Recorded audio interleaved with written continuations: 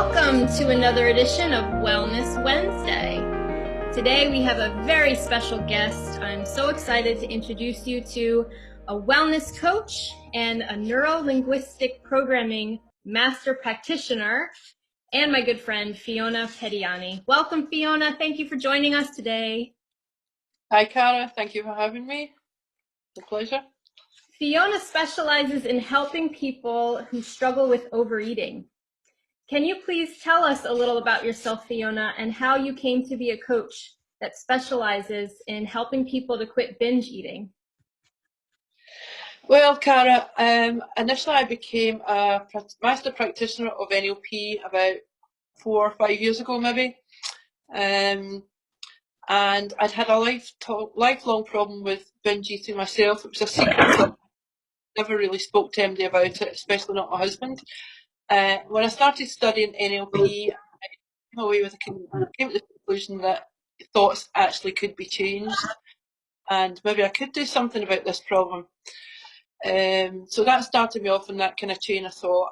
Then one day I was totally in despair and I Googled binge eating. From there I came up with a book called Never Binge Again, and it was written by psychologist Dr. Glenn Livingston. It was a free book, it's free on Kindle, so I downloaded the book and started reading it, and it really started making sense to me. It was funny, it just made sense in a lot of ways, and I really loved it. So I started putting into practice the strategies in the book. I found that it made a big difference. I'd always been on diets. I used to work for Weight Watchers. I was a Weight Watchers coach for about 7 years, so I'd been on a lifetime of diets. I'd lost weight several times, lost about 70 pounds a couple of times, piled it all back on, lost it again, and just really had a struggle with secret eating. From the outside, I was like a really healthy eater, and people saw me as being a healthy eater. And I never really looked fat because I was an expert at balancing my weight, but I had this secret problem which really got me down. So from there, I put into these strategies into practice. It worked really well. I found a Facebook page. I found that the guy who wrote the book was actually advertising for coaches. So I thought this is a perfect job for me. So I applied for the job, and I've been working for him for about 3.5 years or something like that. So I love the job, and I connect with people all over the world: America, Australia, New Zealand, Germany, England, Scotland. So yeah, that's what I do. Wonderful. I have a feeling you're probably very busy working during this time of lockdown and, people are at home. What kinds of food-related issues have you seen people having during this time uniquely? Yeah, so I've been really busy the last few weeks, Cara. A lot of people are signing up and getting in touch because I think they've got more time to address their problems. You know, people are always saying, I don't have time for this, I don't have time for that. But now, you know, they're maybe locked down and they've got more time to address the problems. So I've been really busy. I have found that there seems to be two categories of people at the moment: the ones that are trying to get super fit and healthy, and the ones that don't care. Um, and I'm sure there's a middle ground there as well, but that's what I'm seeing from round about me. So there seem to be a lot of people going out on bikes, running, doing exercise that they've never done before, and that kind of starts you off on the healthy eating pattern. But there's also the people that are sitting at home, not getting dressed, wearing their pajamas, ordering takeout all the time, just eating constant snacks and watching the TV. And that's okay, that's their choice. But they might find at the end of this time that they'll come out of it feeling really bad, or not, but that's probably what will happen. Whereas all these other people are getting fit and healthy. So, that's what I'm seeing. That's my perspective, but I'm sure other people have different perspectives as well. Yeah. So I'm sure that when people do come to you for help, it's usually because they've somehow become aware that food has become a problem for them. What is it that helps people to identify that they have a problem? Well, most people start by dieting. They diet, they lose some weight, they gain it back, they diet again, and then it just becomes a vicious cycle of constantly being on a diet. They could have been dieting for many years, but the problem seems to get worse. And every time you go on a diet, it's harder. Or, if you do binge to a certain extent, that gets worse as well because the amount of food that you're eating doesn't satisfy you and you're looking for more and more. But the problem is binge food never satisfies you. Uh, it's not something that makes you even feel full up. So they're constantly on that roller coaster. And most of the people that come to us have been on diets for years and they are actually expert at dieting, but that's not what it's all about. So they might have put on a lot of weight, they might not, or they just could be at the end of their tether and they're sick of feeling sick. Sick of feeling sick and tired, actually. That's a really good way of putting it. So. Absolutely, that is. So now that they know it's a problem, let's say I come to you and I realize my eating has become out of control and I want to change. I don't want to overeat anymore. I don't want to binge eat at night. Let's say I come to you for help. Can you give us a little insight into how you would start that process? How would you encourage someone to begin making changes? I imagine that's probably the most difficult part, is just starting. It can be, but if you've actually decided that you have a problem and you need help and you've contacted somebody, then you've gone a long way to getting started. You've admitted that you've got a problem. And quite often the people that come to me, I'm the first person that they've ever spoken to about the problem because it's a very secret problem. They probably even haven't told their partners, husbands, kids, anybody, not even their best friend. And so I think people joke about a lot, binge eating, but in reality it's not funny. So what I would do, normally I just have an initial chat with somebody on the phone and get them to kind of open up a bit and tell me what their biggest problem is, and just to get them to feel comfortable talking about it. So that would be a start. Then I would get them to identify what their biggest problem with food was. Most people know right off what their biggest problem is. It could be one specific food, like chocolate, sweets, candy, crisps, biscuits. It could be anything at all. So it could be one specific food, or it could just be a behaviour. Some people it's just eating in the car. That could be the behaviour that's holding them back, or eating at nighttime eating. They could be perfect for the rest of the day, but it's nighttime eating. So yeah, get them to identify what the biggest problem is, and then we would work on making one rule around that biggest problem. So Cara, if I asked you if you had rules around how you eat at the moment, what would you say? Oh, wow. Rules around my eating.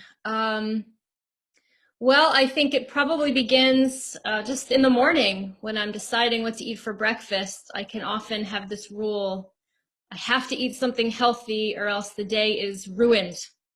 I know I have that thought. And then, funny enough, at the end of the day, I have a rule: after dinner, I have to immediately have a piece of chocolate or something sweet. So that's probably not the best rule, but it's there for sure. Okay, it's not the best rule, but that's an example of a rule that you already have around your eating. So Yeah. most people do have rules. They might eat breakfast, lunch and dinner every day, so that's like unwritten rules. They might need a cookie or a biscuit with their coffee, so that's a rule. They might get a takeout on a Saturday night, so that's a rule that they've given themselves, but they don't actually realise that it's a rule. So what I do is get them to make a constructive rule around the one thing that will make a difference to, even for a week. If they could stick to this rule, would it make a difference for the first week? And from there, I just kind of build up their confidence. If they've been able to stick to that rule for a week, most people feel absolutely amazing at the end of that week because they've never been able to make positive changes before. So it's a rule-based system. We work on motivation, and we also work on the destructive thoughts that you have in the head versus the constructive thoughts that you have in your head. So it's all about what's going on up here. We never put anybody on a diet. It's not about being on a diet. And quite often I say to my clients, I want you not to be on a diet. I don't want you to feel like you're on a diet. That said, the program is diet agnostic, so you can be on any eating plan that you like as long as it's healthy. But I don't want people to feel like they're constantly on a diet. And I think because they're making their own rules, it's under their control. They feel better about that. That's not like I've put them on a diet, if that makes sense. Sure. Yeah. So to summarize a little bit, there's so many great things that you said just there, about how someone would begin to make changes. And I love that we're having this conversation because, as you mentioned, it can be something we joke about, but we can keep it kind of hidden, that we're struggling in this area. And just telling someone, is a big step. I think that's great. That's why I'm so glad you're here with us and we're talking about this. So telling someone and then just picking one thing, I think that helps it to not feel so unmanageable. If we're just talking about one change, that's really great. And then even just being aware that we have rules about food. I mean, even when you asked me that question, I had to think about it, but there's probably a lot more there. And if I just can adjust what my rules are and make them more beneficial, more healthy, then some real changes can be made. So thank you so much for that. If you think about life, we have rules around absolutely everything in life. I mean, even the unwritten rule that you get up in the morning and brush your teeth. Most people do that without thinking. They don't think of it as a rule, but it's just something that you always do. Yeah, that brings me to my next question, actually, and we hear this term mindful eating a lot. Mindfulness in general is very popular. What exactly does that mean, and why is that a good practice for eating? So being mindful about your eating means being aware of what you're eating, using all your senses while you're eating, using the sight, making the food on your plate look inviting, interesting, colourful, sense of smell, what you're seeing, what you're feeling, what you're hearing, using all your senses to be aware of what you're eating, taking time to actually eat the food, chew the food, really think about what you're eating while you're eating it, not eating in front of a screen like the TV or sitting with a phone, or an iPad or anything, just concentrating on your eating, eating 3 meals a day, being aware of that, and just not letting food be in control of you, I suppose, is what mindful eating would be about. That's really great. And it also, I think of in the spiritual context, as Christians, we always, we say a prayer of thanks right before we eat. That's something that most of us do. And sometimes we do that not mindfully. We just say it, we're used to saying it. But actually, if we think about that, we are taking a moment to acknowledge where the food is coming from. We thank God that he's providing for us, and we put the focus on him.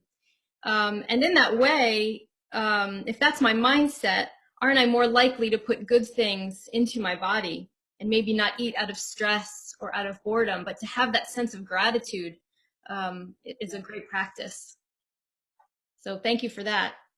If we are at home struggling with binging on junk foods, either late at night or when we're anxious, what's something practical that we can do to change that? Can you give us a demonstration of some kind? Yeah, my one tip would be to make all your decisions in advance. So if you leave it to willpower alone, then you probably fail, because there's been a lot of surveys on willpower recently, and we have more willpower first thing in the morning when we get up. And the more decisions we make during the day, the less willpower we have by night time. And it's not all based on food decisions, it could be anything. So people that use their minds to make a lot of decisions during the day have less willpower at the end of the night. And we're actually constantly making decisions all day long, even though we're not aware of it. Even somebody that's just probably sitting reading a book is still making decisions. So if you can make your decisions in advance, then you're not relying on your willpower. So say it comes to Friday night, Saturday night, you're sitting in front of the TV, or as the case is just now, we're on the pandemic and nobody's a lot of people are not getting up for work in the morning, so they're sitting there every night and it's like a Saturday night. If you can make your decisions in advance, like the night before or even in the morning, about what you want to eat at night, how you want to behave at night, then it will be a lot easier when it comes to night time, and you're not just relying on your willpower to stop you eating all the stuff that you probably don't want to be eating. But that said, it's your choice. You can eat that if you want to. Right. They can take it away. Well, we're talking about making a deliberate decision to be mindful eaters. And I think that's such a simple yet powerful way that we can just make a small change. If I'm thinking ahead of time about if I like to snack late at night, which I do, what am I going to reach for? If I've already decided it's going to be something that's good for me, it's going to be something healthy, but that's something I enjoy, just planning it in advance. What a great idea. Something simple that we can all do that. Thank you so Even, much.